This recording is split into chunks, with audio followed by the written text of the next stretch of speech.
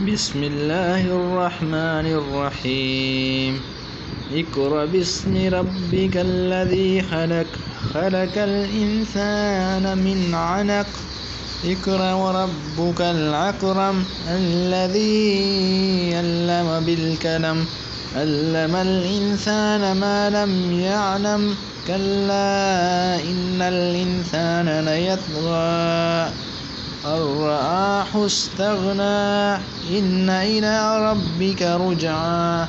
أرأيت الذي ينهى عبدا إذا صلى، أرأيت إن كان على الهدى أو أمر بالتقوى، أرأيت إن كذب وتولى. ألم يعلم بأن الله يرى.